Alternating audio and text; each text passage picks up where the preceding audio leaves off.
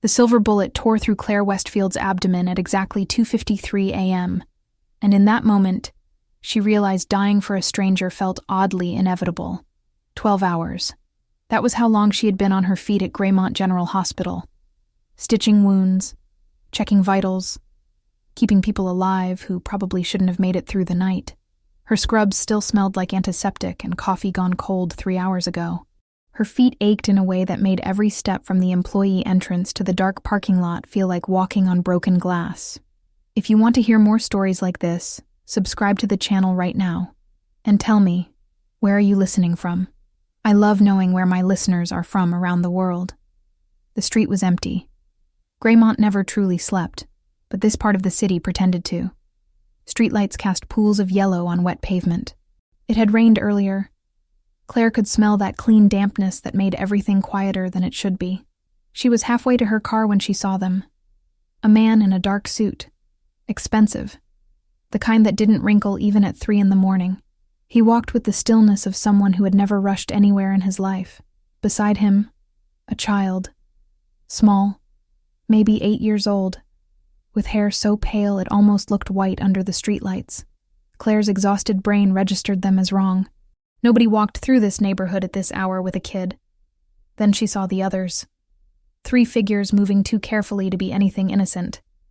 They stayed in the shadows between buildings, their movements synchronized. Professional. Claire had seen enough trauma patients to recognize predators when she saw them. Her hand went to her phone. She should call 911. Should get back inside where there were security guards and cameras and people who weren't exhausted nurses with terrible instincts for self-preservation. Instead, she watched. The man in the suit stopped.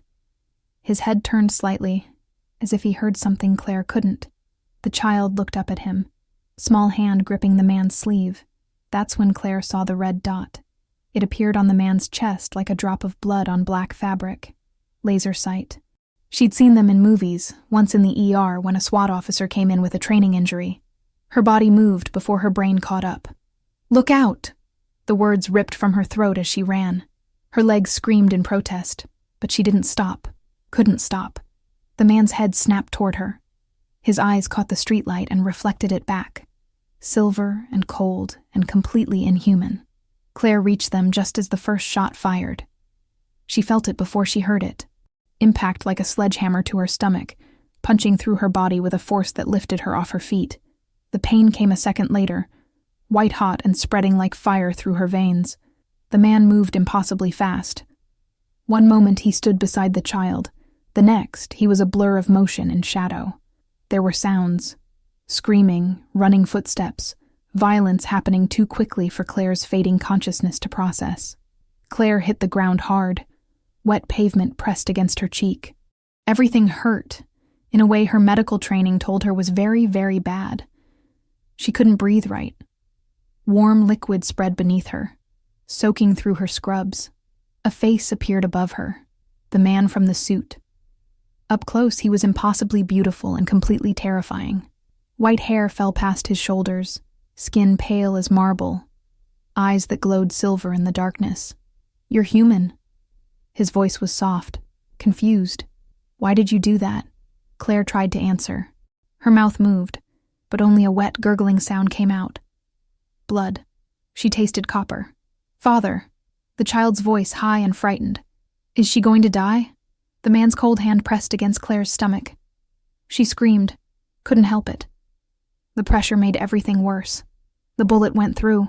He lifted his hand. His palm was red. Claire's red. "Silver," he whispered. And something in his ancient voice sounded almost like fear. She took a silver bullet. "We have to go," the child said urgently. "They might come back." "She saved my life." The man said it quietly, as if he couldn't quite believe it. "Yours too, Evander. But she's human. She's dying." Strong arms lifted Claire from the pavement. Cold. So cold against her burning skin. The world tilted sideways. Then I refused to let her die. The last thing Claire saw before darkness took her was silver eyes watching her like she was a mystery he intended to solve, no matter the cost. Claire didn't wake. Couldn't wake. Her body existed somewhere between alive and dead, suspended in a place where pain lived, but couldn't quite reach her. She floated in darkness, aware of voices but unable to respond. Lay her here. Dominic's voice, calm and absolute. Hands placed her on silk sheets. Soft. Too soft. Claire's fingers twitched, but wouldn't obey her commands. How bad? A woman's voice, sharp with efficiency. Silver bullet, through and through. Entry wound in the abdomen. Exit wound in the lower back. Dominic sounded clinical now. Detached. The fragments are still inside her. I can smell them. Then she's already dead. The woman again. Silver poisoning will finish what the blood loss started. Claire wanted to protest. Wanted to say that silver poisoning wasn't a real medical condition. That she needed surgery and transfusions and antibiotics. But her mouth wouldn't move. A different presence approached the bed. Male. The scent of gun oil and old leather. You brought a human here. The man's voice was rough. Disapproving. To the estate. She took a bullet meant for me, Felipe. For Evander. Dominic moved closer to the bed. What would you have me do? Leave her to die in the street? Yes. Felipe didn't hesitate. It would have been kinder. Father saved her life. Evander's small voice came from somewhere near the door. She saved ours first. Silence fell over the room like a heavy blanket. The woman spoke again. Dominic, even if we remove the silver fragments surgically, her body has been flooded with it. The wounds won't close. She'll bleed out within the hour. Then we don't remove them. Dominic's cold hand touched Claire's forehead. We transform her. The room erupted. You cannot be serious. Felipe's voice rose. The Accord. I know what the Accord says. Then you know that transforming a human without prior consent is a violation. The Treaty of 1847 is explicit. We do not turn humans against their will. That's what separates us from the monsters in the old stories. Dominic's hand remained on Claire's forehead. Steady. Grounding. She is dying because she saved my life. That creates a blood debt. I will not dishonor that sacrifice. The council will question this. The woman's voice was quieter now. Worried. Margot Reed, you have been my advisor for how long? 83 years, my lord. And in all that time, have I made a decision lightly? No. Then trust me now. Dominic removed his hand from Claire's forehead. We have perhaps 30 minutes before she dies.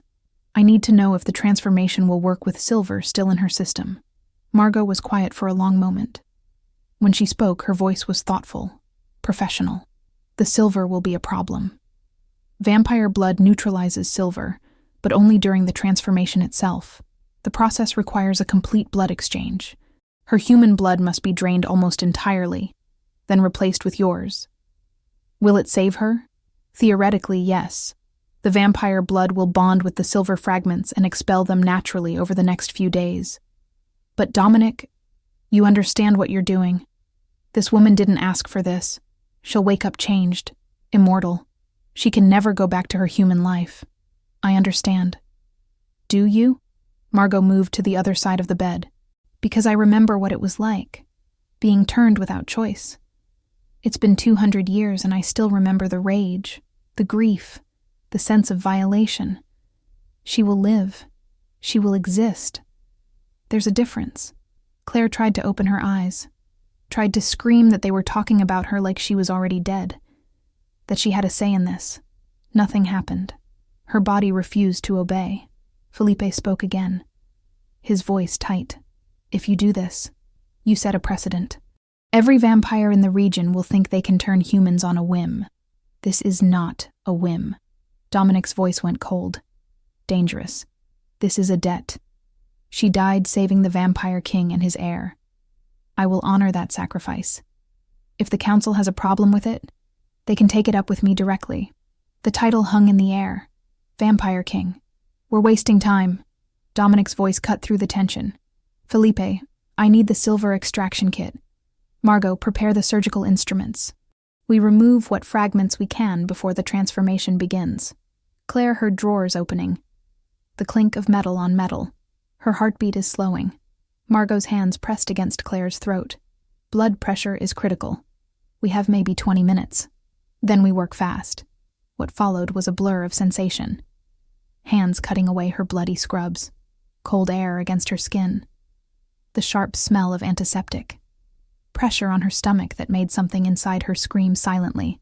"I count 6 fragments," Margot said. 2 near the liver, 3 in the abdominal wall, 1 lodged against the spine. Can you remove them without killing her? Not all of them. The one near the spine is too deep. If I try to extract it, she'll bleed out. Leave it. The transformation will handle it. Metal instruments. Pulling. Tearing. Got 3, Margot said. The clink of metal in a bowl. The other 2 are embedded too deeply. We're out of time. Evander, turn around. Margot's voice was firm. Turn around now. Dominic knelt beside the bed. Claire felt his presence more than saw it. Cold, ancient, powerful. "Forgive me," he whispered. "I'm saving your life. I hope someday you'll understand that." Then his wrist was at her mouth, and something that tasted like winter and iron poured down her throat.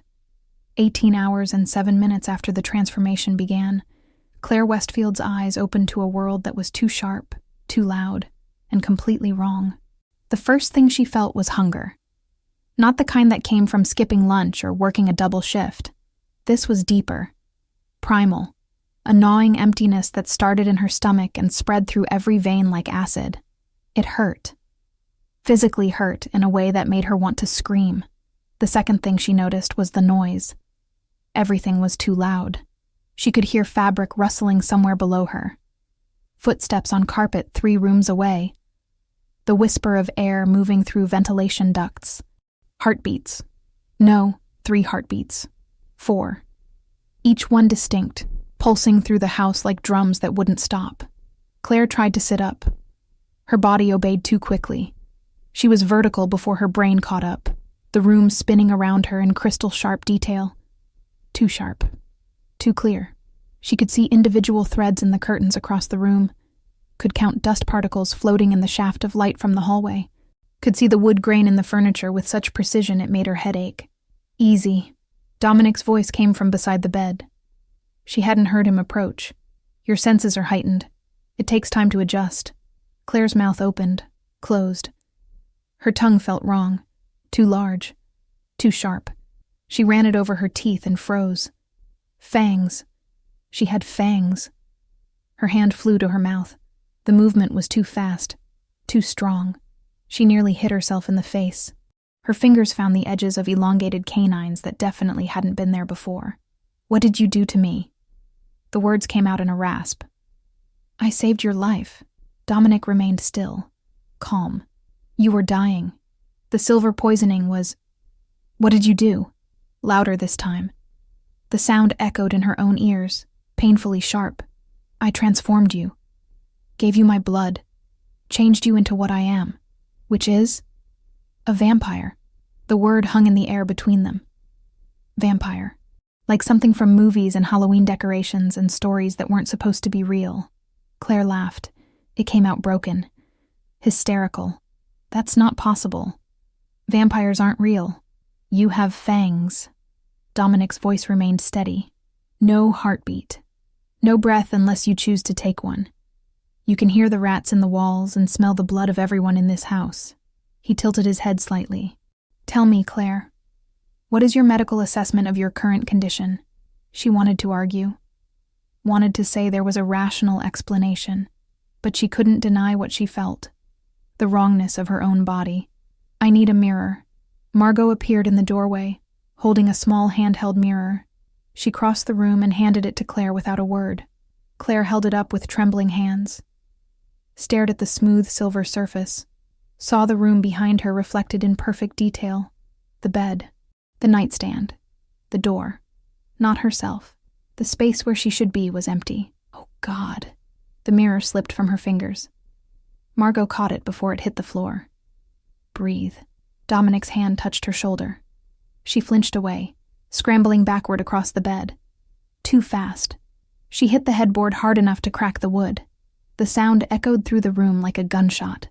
Claire stared at the splintered wood, at her hand, which had moved faster than thought, at Dominic, who watched her with something that might have been sympathy. "I'm not human anymore." Not a question. A statement. a fact settling into her bones with terrible certainty. "No," Dominic said quietly. "You're not. You did this. You changed me without asking. Without—" Her voice cracked. "I didn't consent to this. You were unconscious. Dying. I made a choice. It wasn't your choice to make." Dominic's jaw tightened. "You threw yourself in front of a bullet meant for me. For my son. You were dying because you saved us. I owed you a debt. This was the only way to repay it. By turning me into a monster, by keeping you alive." Claire wanted to scream, wanted to cry, wanted to do something other than sit in this too-soft bed in a stranger's house, while her body betrayed everything she thought she knew about biology and medicine and reality itself. The hunger chose that moment to return, sharper than before. It twisted through her stomach like a knife, radiating out until every nerve ending screamed. She doubled over, gasping. Not for air her lungs didn't need, but because the pain was so intense she couldn't think through it. "Margot." Dominic's voice was sharp. "Bring the blood." Claire's head snapped up. "Blood? You need to feed." Margot moved to a small table Claire hadn't noticed before. On it sat a crystal glass filled with dark red liquid. "Your body is changing. It requires blood now. Human blood." "No." Claire shook her head violently. "No, I'm not drinking blood. That's insane. That's—" The smell hit her mid-sentence. Rich and copper-sweet and utterly intoxicating. Her mouth flooded with saliva. Her fangs descended fully, sharp and aching. Margot approached with the glass. Claire tried to back away. Her body wouldn't cooperate.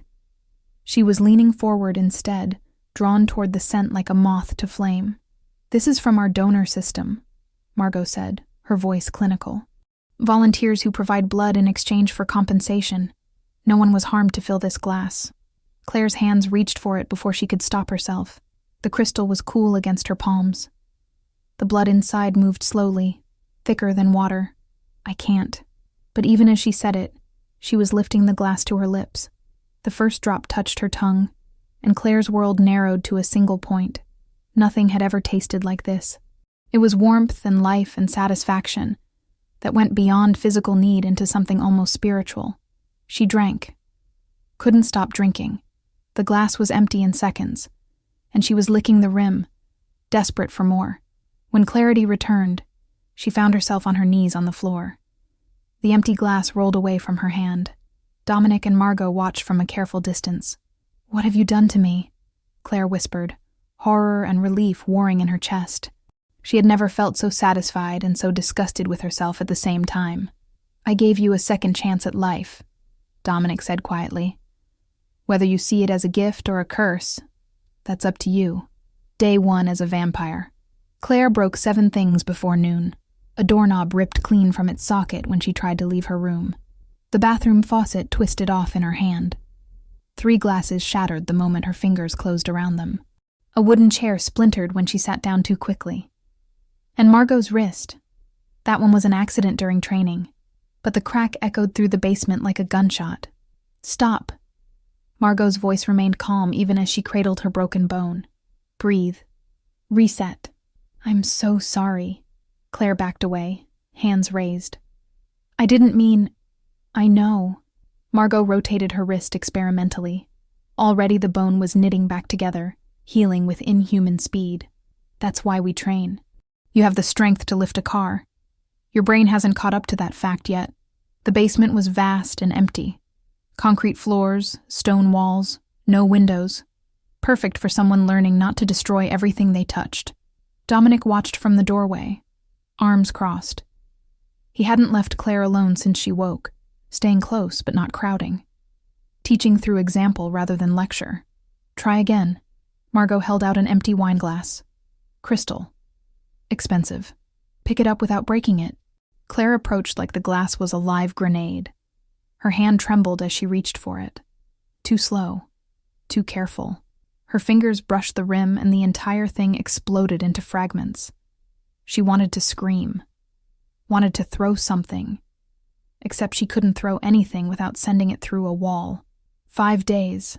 Margot swept up the shards with inhuman speed.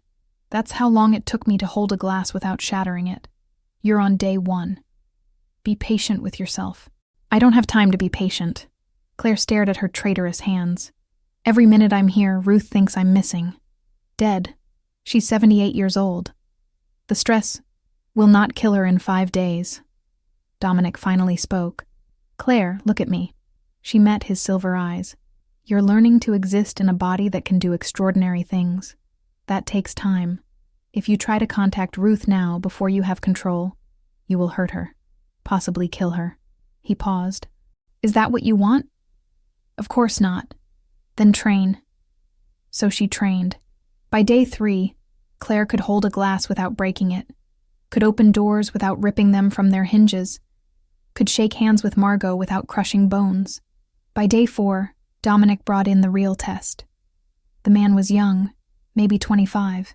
He wore kitchen staff clothes and had a dish towel wrapped around his left hand. Blood seeped through the fabric, bright red, fresh. The smell hit Claire like a physical blow. Her fangs descended before she could stop them. Hunger roared through her veins, drowning out thought. Steady. Dominic's hand landed on her shoulder, firm and grounding.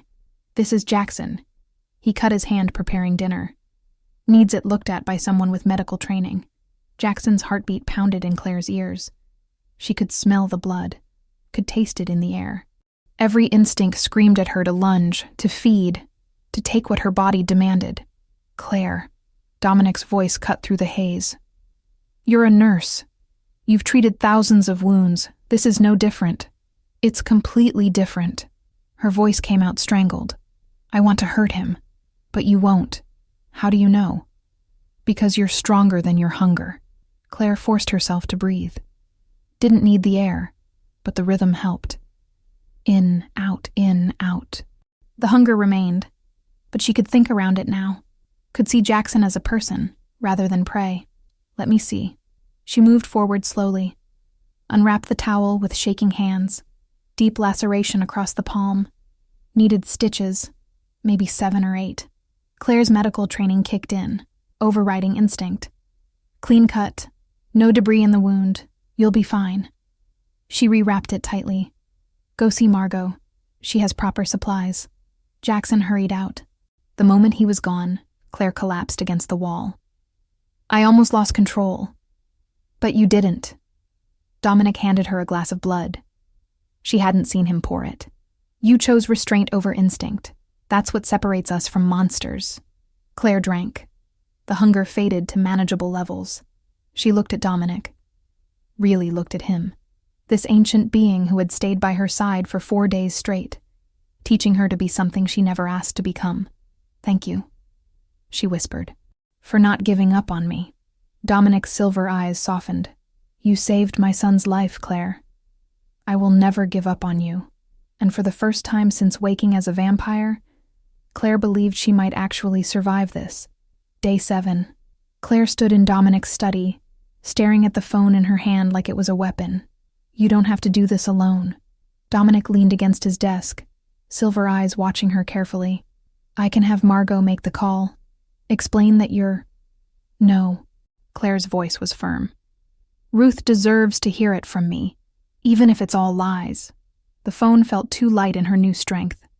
She'd practiced for 2 days, holding things gently, speaking at normal volume, controlling every micro-expression.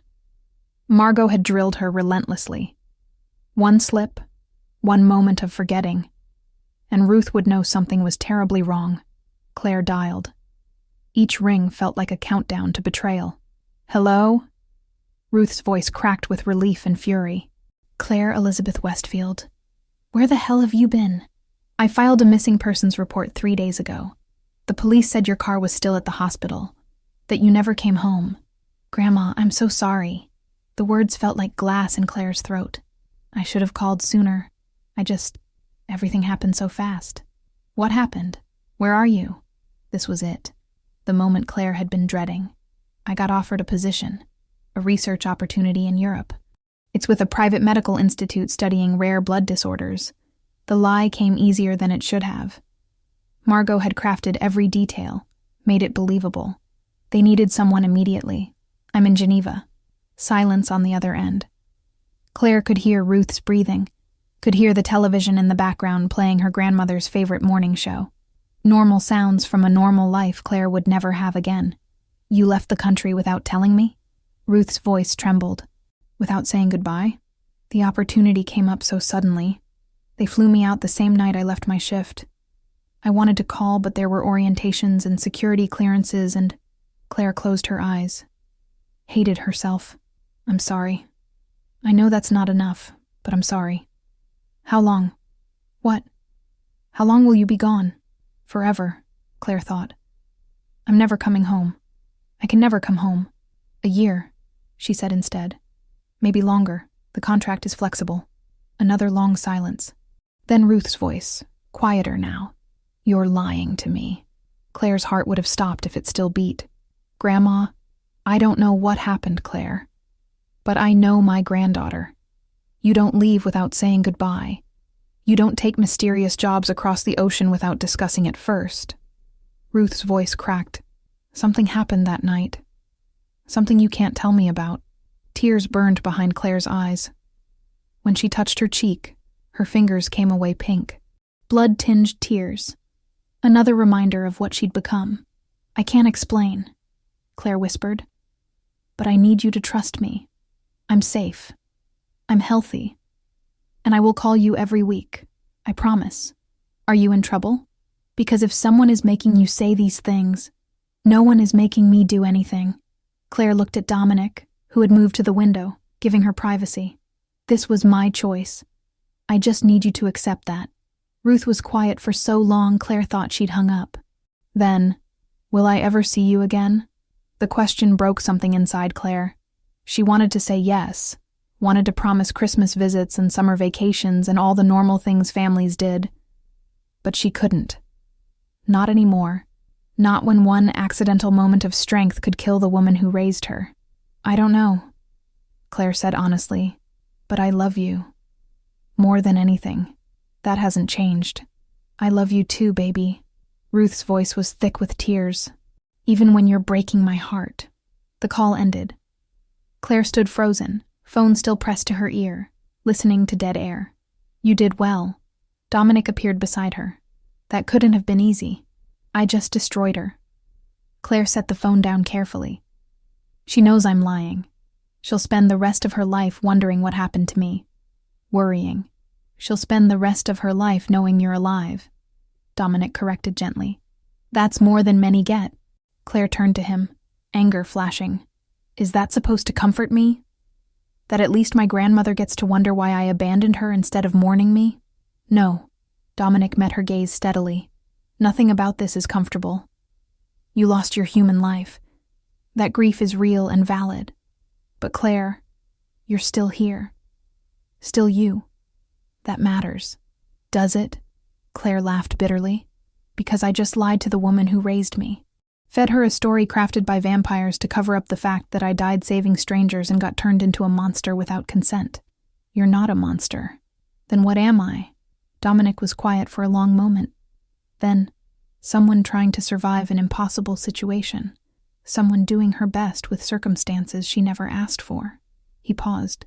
Someone who loved her grandmother enough to protect her, even if protection means distance. Claire wanted to argue. Wanted to rage. But the truth was, he was right. Ruth could never know what Claire had become. The knowledge would destroy her, or worse, put her in danger. "I hate this," Claire whispered. "I know. I hate you for doing this to me." "I know that too." Claire looked at Dominic. Really looked at him. This ancient vampire king who had broken sacred laws to save her life, who had stayed by her side through every breakdown, every tantrum, every moment of grief and rage, who looked at her now with understanding rather than judgment. "But you're not going to apologize, are you?" she asked. "No," Dominic said simply, "because given the same choice, I would do it again. Your life is worth the anger, worth the complications." His silver eyes held hers. "You are worth it, and despite everything, despite the lies and the loss and the grief that sat like lead in her chest." Claire believed him. Week 2.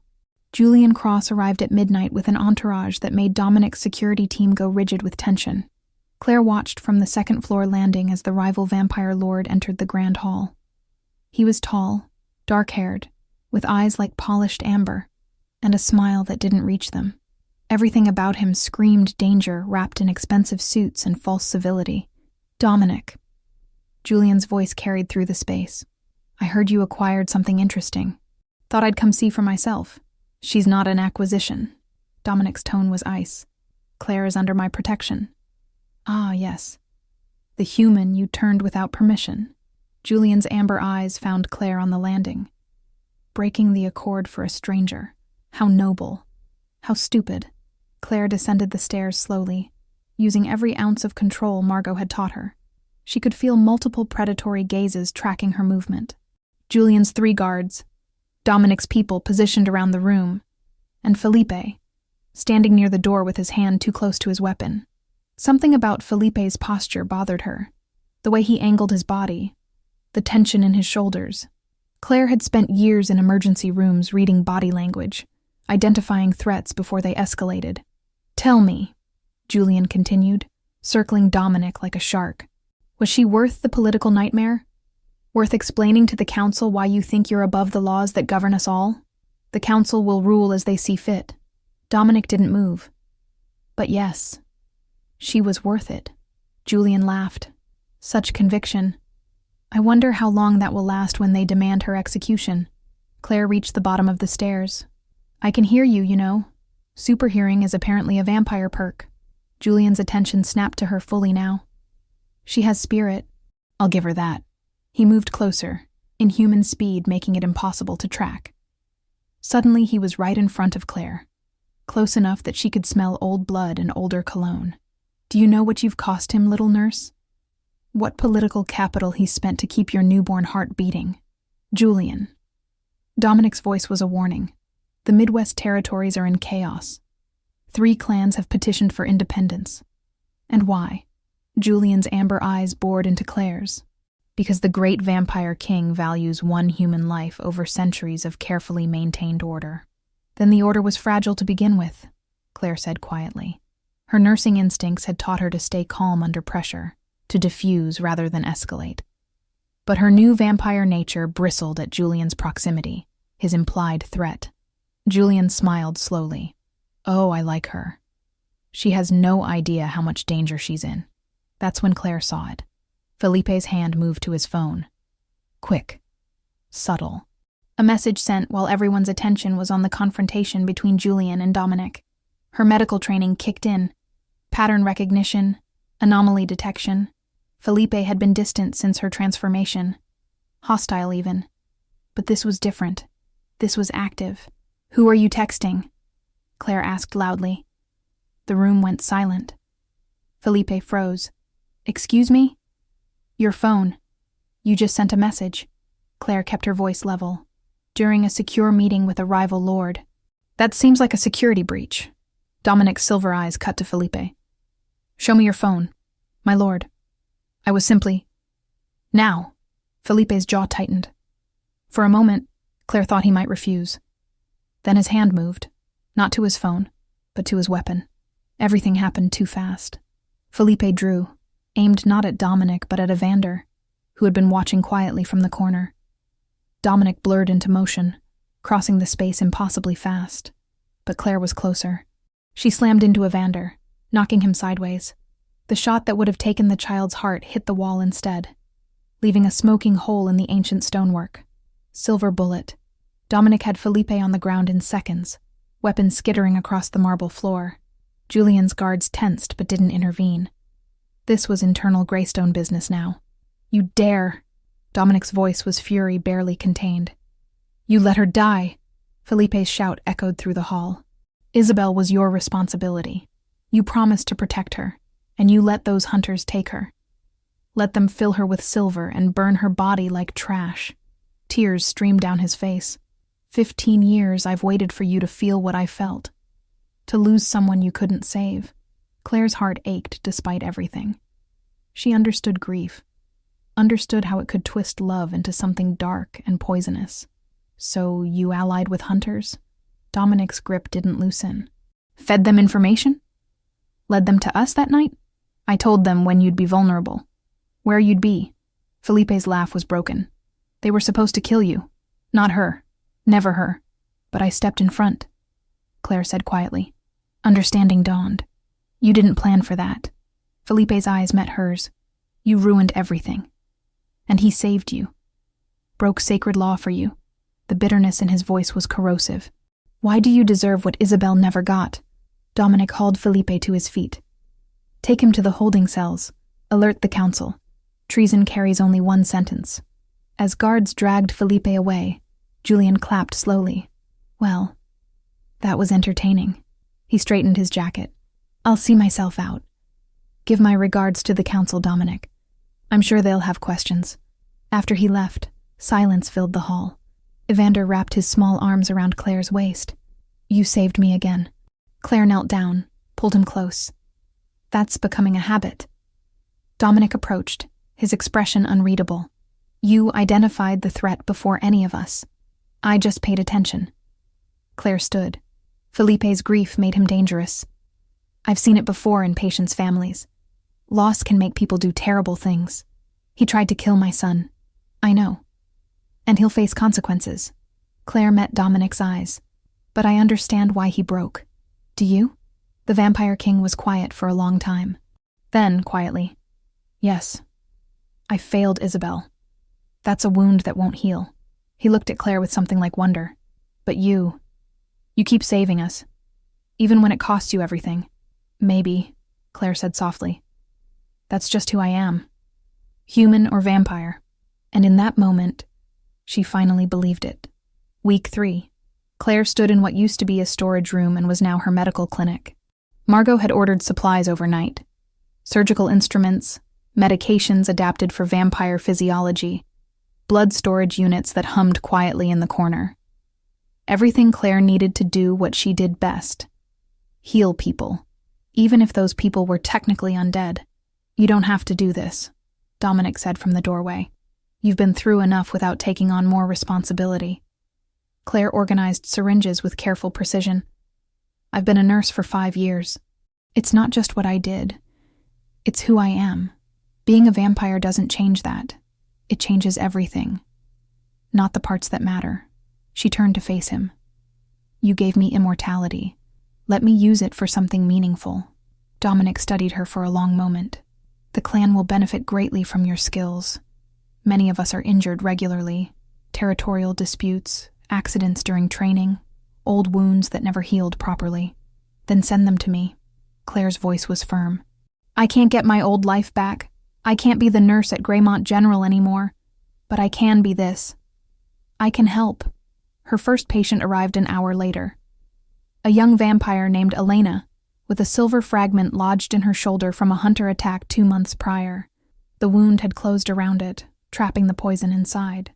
Everyone said it would work its way out eventually, Elena explained, wincing. But it just keeps hurting.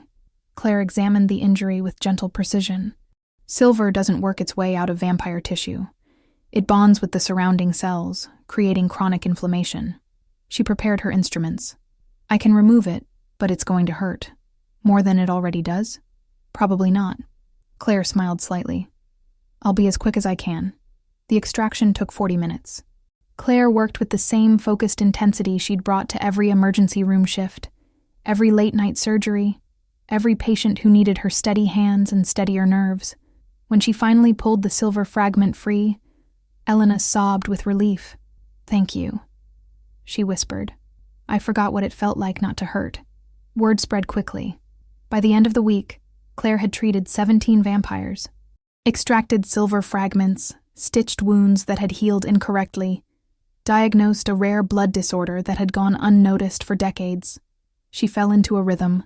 Mornings spent in her clinic, afternoons training with Margot, evenings in the library with Evander, who had appointed himself her official assistant and took the job very seriously. It almost felt normal, like a life she could sustain. Then the letter arrived. Margot brought it to her clinic, her expression unreadable. It's from your grandmother. I had it screened for safety. It's clean. Claire's hands trembled as she opened the envelope. Ruth's handwriting, shaky but determined, covered 2 pages. My dearest Claire, I know you're not in Geneva. I know whatever story you told me is carefully constructed to keep me from worrying. I'm not sure what happened that night you disappeared, but I know my granddaughter. You wouldn't leave without a reason. A real reason. I've spent 3 weeks angry. 3 weeks hurt. But I woke up this morning and realized something. You're alive. You're safe. And you call me every Sunday like clockwork. Even though I can hear the careful control in your voice, like you're measuring every word. Whatever changed you, whatever you can't tell me, I don't need to understand it. I just need to know you're okay, and that you know I love you. Not the version of you that existed before, not some idealized memory. You, whoever you are now, wherever you really are. I'm old, sweetheart. Older than I like to admit. I don't know how much time I have left, but I want to spend it knowing my granddaughter is out there, living whatever life she's built, being whoever she needs to be. You don't owe me explanations. You don't owe me visits or confessions or truth that might put you in danger. You owe me nothing. But know this. I am proud of you. I was proud of you before, and I'm proud of you now. Whatever impossible situation you're navigating, I trust that you're doing it with the same fierce heart that saved lives in that emergency room. Be safe. Be happy if you can. And call me on Sundays. All my love. Grandma Ruth Clare read the letter 3 times. Tears streamed down her cheeks.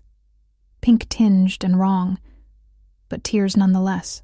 Dominic found her an hour later, still sitting on her clinic floor. Letter clutched in her hands. She knows, Claire whispered.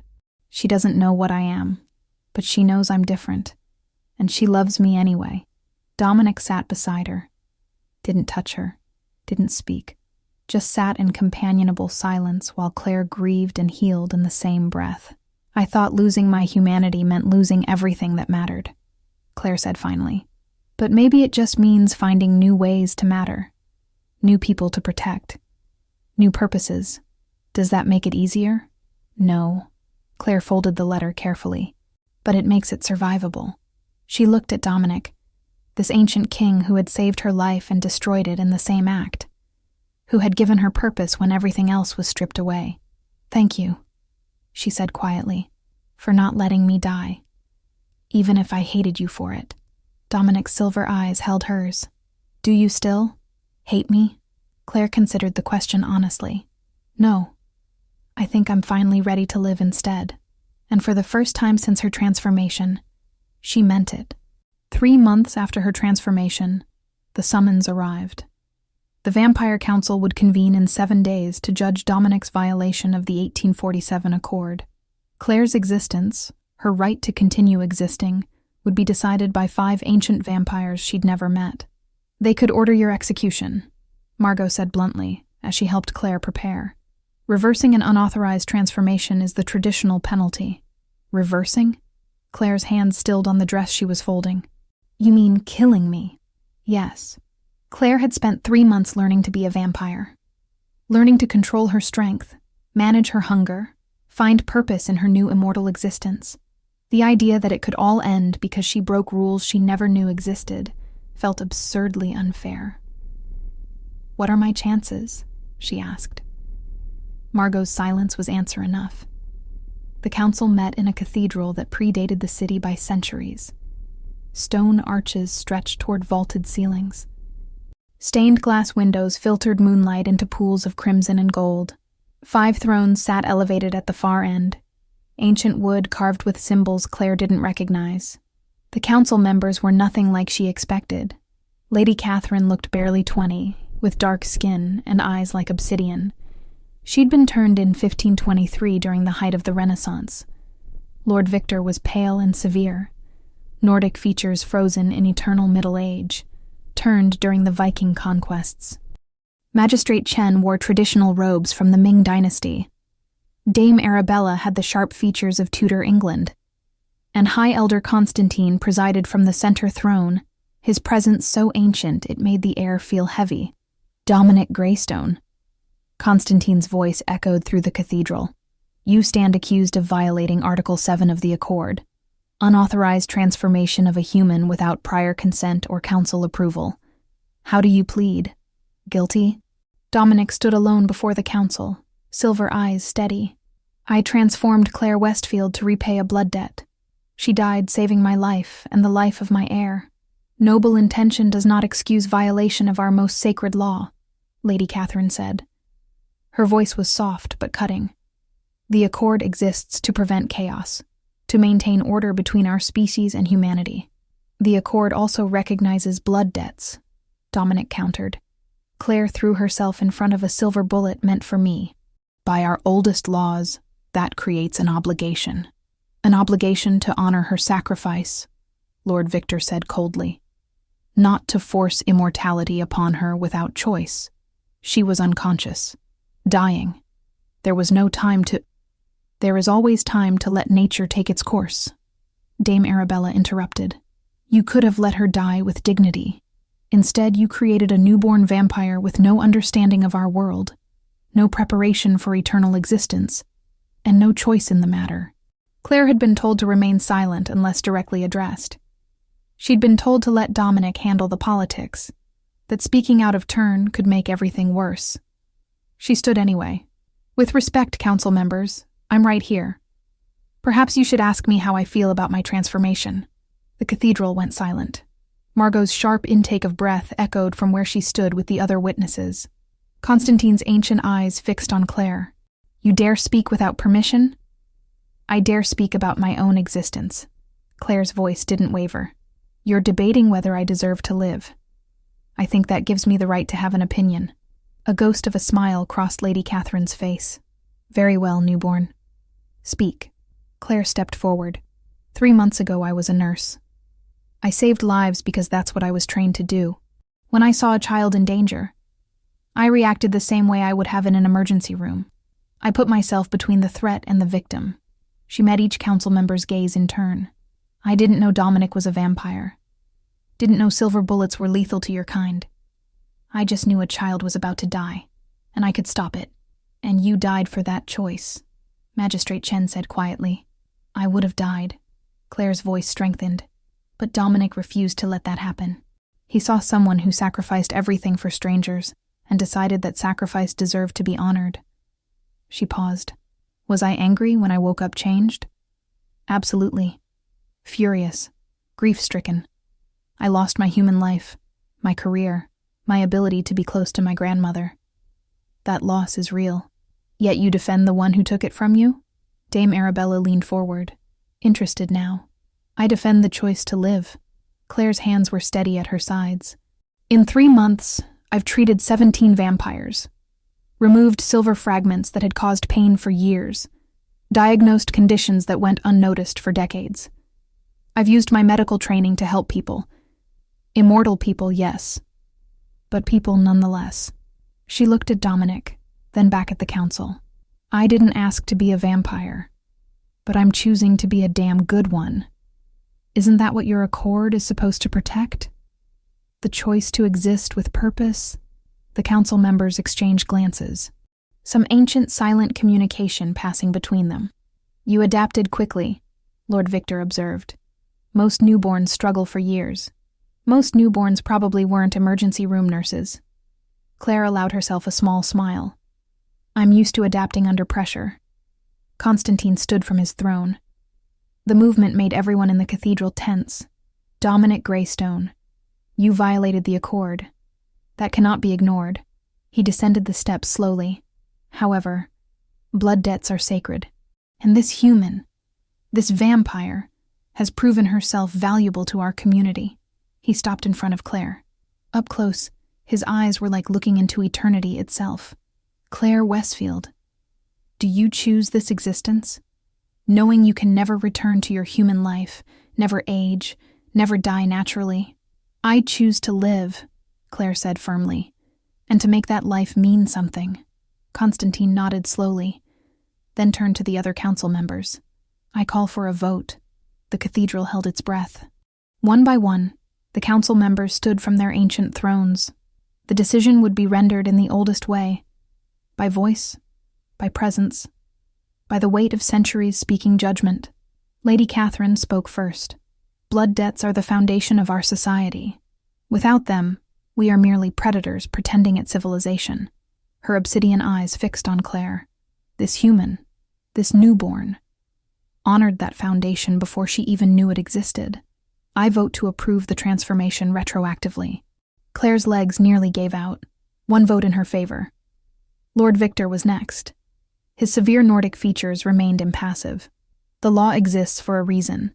Dominic Greystone violated it, regardless of intent. He paused, and Claire felt hope dying in her chest. However, precedent supports blood debt absolution, and the newborn has proven adaptable, useful, and courageous. His pale eyes met Claire's. I vote to approve, with the condition that Dominic accept formal censure for his methods. Agreed, Dominic said immediately. Magistrate Chen descended from his throne, robes whispering against stone. In my 500 years on this council, I have seen newborns destroyed by the transformation, broken by the weight of eternity. He stopped before Claire. You are not broken. You found purpose where others found only despair. That speaks to character that transcends species. He bowed slightly. I vote to approve. 3 votes. Claire's hands trembled. She clasped them behind her back, maintaining composure even as relief and terror warred inside her. Dame Arabella rose gracefully, her Tudor-era bearing regal despite the modern setting. I have lived through plague, war, revolution, and the endless march of human progress. Her voice carried through the cathedral.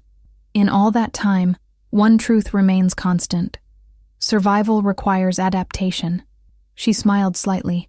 You, Claire Westfield, have adapted better than vampires twice your age. I vote to approve your existence and welcome you formally to our world. 4 votes. Only High Elder Constantine remained. The ancient vampire descended the steps slowly, each footfall echoing like a heartbeat. He'd been silent through the other votes, his expression unreadable. I am old, he said finally.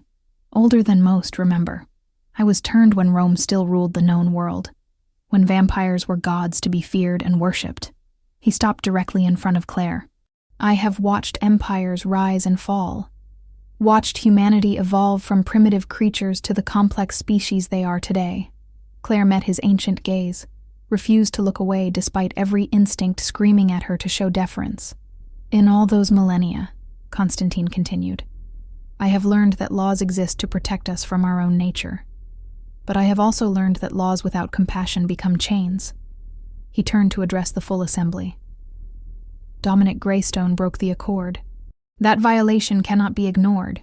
He will accept formal censure, relinquish territory in the disputed border regions, and submit to council oversight for the next decade. Dominic bowed his head. Accepted. Constantine returned his attention to Claire. But this newborn, Claire Westfield, has demonstrated qualities we should nurture, not destroy.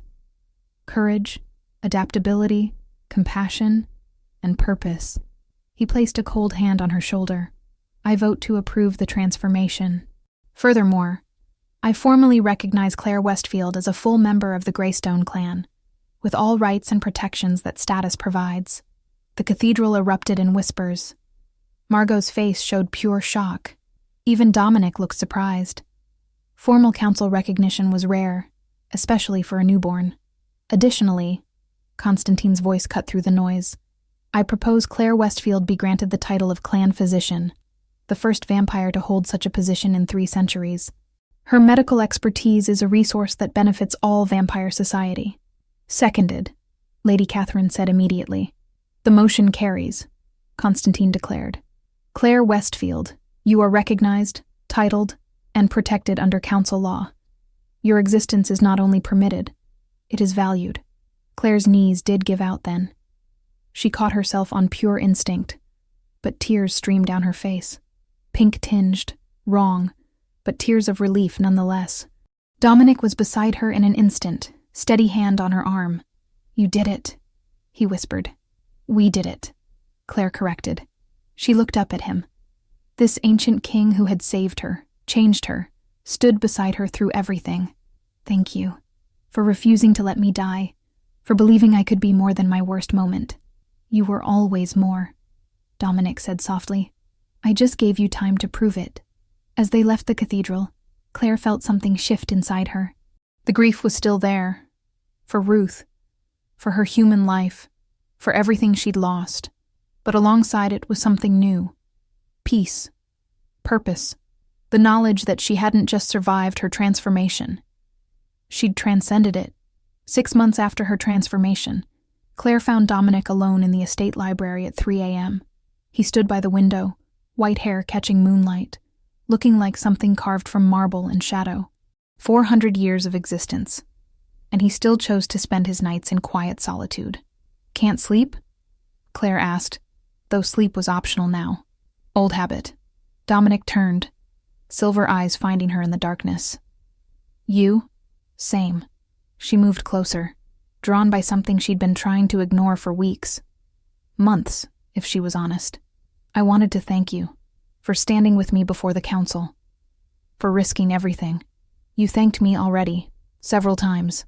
Then consider this another one." Claire stopped a few feet away, close enough to see the ancient weariness in his eyes. "You gave me a second chance at existence. I know I fought it, hated you for it even. I remember." A ghost of a smile crossed his face. "You broke 17 glasses. 18, but who's counting?" Claire smiled back. "My point is, I don't hate you anymore. Haven't for a while, actually." Dominic's expression shifted. Something vulnerable flickering beneath the composed exterior. "What do you feel then?" The question hung between them, weighted with possibility. Claire had been asking herself the same thing for weeks. Analyzing every moment. The way her heart would skip when he entered a room. The comfort she felt in his presence. The magnetic pull she'd been attributing to sire bonds or vampire politics. Or anything except the obvious truth. "I feel like you see me," she said quietly. "Not the human I was or the vampire I'm becoming. But me. The parts that stayed the same through the transformation." Dominic moved closer. Slowly, giving her time to retreat if she wanted. "Your humanity is what drew me from the beginning. The selfless courage, the fierce compassion, the way you throw yourself between danger and innocence without hesitation." His voice dropped. "I've existed for 4 centuries, Claire. I've forgotten what it means to be human. But you, even as a vampire, you remember, you hold on to it. That's extraordinary. Is that what this is?" Claire's breath caught, unnecessary, but the habit remained. "Fascination with my humanity?" "No." Dominic stopped directly in front of her, close enough that she could feel the coldness radiating from his skin. "It's fascination with you. Your strength. Your adaptation. The way you turn tragedy into purpose." His hand lifted, hesitated, then gently brushed her cheek. "I am drawn to you in ways I haven't been drawn to anyone in centuries. But Claire, I will not use our bond to pressure you. Will not leverage my position as your sire to manipulate your feelings." Claire leaned into his touch. "What if my feelings aren't manipulation? What if they're just real? Then I would be honored." Dominic's thumb traced her jaw. "But I need you to be certain. You've been through trauma, transformation, loss, forced adaptation. Sometimes what feels like attraction is actually gratitude or dependency or—" Claire kissed him. It wasn't planned, wasn't strategic. She simply closed the distance between them and pressed her lips to his, silencing 400 years of overthinking with one impulsive, very human action. Dominic froze for half a second. Then his arms wrapped around her waist, pulling her closer, kissing her back with intensity that stole her unnecessary breath. He tasted like winter and eternity, and something uniquely him. His lips were cold against hers, but the kiss itself burned with heat that had nothing to do with temperature. When they finally broke apart, Claire was dizzy. "That," she said breathlessly, "was certainty." Dominic's silver eyes glowed in the darkness. "Claire, I know what I feel." She cut him off. "I'm a vampire now, but I'm still a nurse, still trained to assess situations clearly. And what I assess is this. You saved my life. Then you gave me purpose. Then you stood beside me while I learned to exist as something new." She held his gaze. "Somewhere in all that, I fell for you. The real you, not the vampire king or my sire, but Dominic, the man who stayed by my bed for 18 hours, who taught me control, Who believed I could be more than my transformation? I don't deserve. Stop. Claire pressed a finger to his lips. You don't get to decide what you deserve. I do. And I choose you. Dominic caught her hand, pressed a kiss to her palm. Then I choose you too, for however long you'll have me. You're 400 years old, Claire pointed out. I'm barely 6 months as a vampire. Shouldn't I be the one worried about you getting bored? Impossible. Dominic pulled her close again. You make eternity feel like it might actually be worth living. They stood there in the moonlit library, two immortal beings finding something neither had expected. Connection, understanding, and the kind of love that could last centuries. So what happens now? Claire asked against his chest. Now, Dominic said softly. We take it one night at a time. No pressure, no expectations. Just us, figuring out what forever might look like. Claire smiled. I can work with that. 1 year after her transformation, Claire stood on the estate's rooftop terrace under a sky filled with stars. The city sprawled below, Greymont's lights twinkling like earthbound constellations. She could see individual cars moving through streets, could hear conversations from blocks away, could smell the rain coming from miles out. Her vampire senses had transformed the world into something sharper, more vivid, more alive than it had ever been when she was human. You come up here a lot now, Evander observed, appearing beside her with his characteristic silence.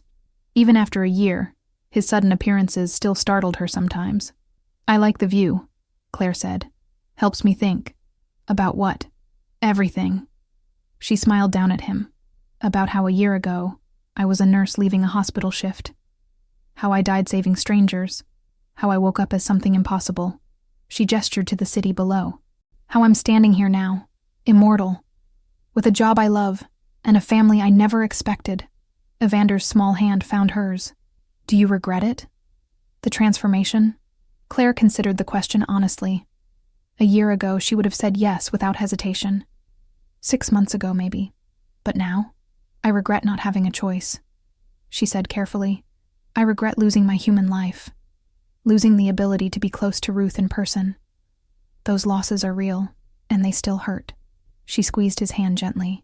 But do I regret existing? Being here with you and Dominic and Margot? Having the chance to help people for centuries instead of decades? No, I don't regret that. Good. Evander leaned against her side. Because I like having you here. You make Father smile more. You make the estate feel like home, instead of just a place we live. Footsteps announced Dominic's arrival before he spoke. Conspiring without me? Always, Claire said, turning to face him. Even after months together, the sight of him still made her heart skip.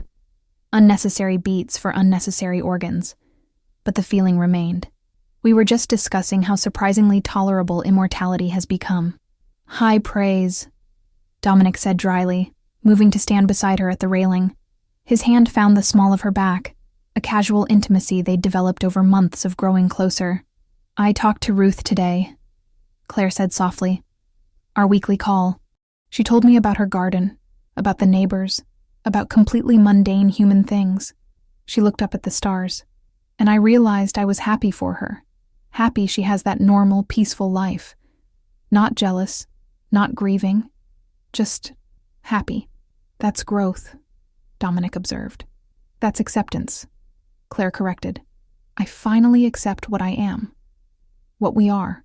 This strange, impossible family we've built. Evander grinned. We are pretty strange. The strangest, Claire agreed. A 400-year-old vampire king, a 67-year-old child, and a 1-year-old newborn playing doctor to immortals. We sound like the setup to a bad joke, and yet it works, Dominic said quietly. His silver eyes held hers. You work. Here, with us. As if you were always meant to be part of this. Maybe I was. Claire leaned into his touch. Maybe that bullet found me for a reason. Maybe dying in that parking lot was the universe saying my human life was complete, and this one was waiting. That's very philosophical for someone who used to insist everything had a medical explanation. Margot's voice came from the terrace doorway. She carried a tray with 4 glasses of blood. Their version of a family dinner. But I like it. Very vampire of you. They settled into the comfortable seating area. this makeshift family of immortals. Claire looked at each of them. Margot with her sharp efficiency and hidden warmth, Evander with his ancient wisdom in a child's face, Dominic with his centuries of loneliness finally easing. "I have news," Claire announced. "The council approved my proposal. I'm opening a second clinic in the Western Territories, training 3 other vampires with medical backgrounds to do what I do." "Expanding your empire," Margot said approvingly. "Ambitious. I figured if I'm going to be immortal, I might as well make it count." Claire smiled. "Help as many people as possible. Leave the vampire world better than I found it. That's the Claire I know," Dominic said softly. "Always saving people, even when those people are already dead." Claire laughed. "Undead. There's a difference." As they sat together under the stars, talking about plans and possibilities and the strange gift of endless time, Claire felt something settle in her chest. Peace. Not the absence of grief or loss, but the presence of purpose alongside it. She was a vampire, would be a vampire forever. That was her reality now. But she was also a doctor, a partner, a friend, a family member. She was someone who had died for strangers and been reborn into something extraordinary. Someone who had taken tragedy and transformed it into meaning. "Thank you," she said suddenly, looking at Dominic, "for refusing to let me die that night. For believing I was worth saving, worth the political nightmare, worth everything." Dominic's hand found hers. "Always, Claire. In this life and whatever comes after. Always." And as the stars wheeled overhead and the city breathed below, Claire Westfield, once human, now vampire, forever changed, chose joy, chose purpose, chose forever.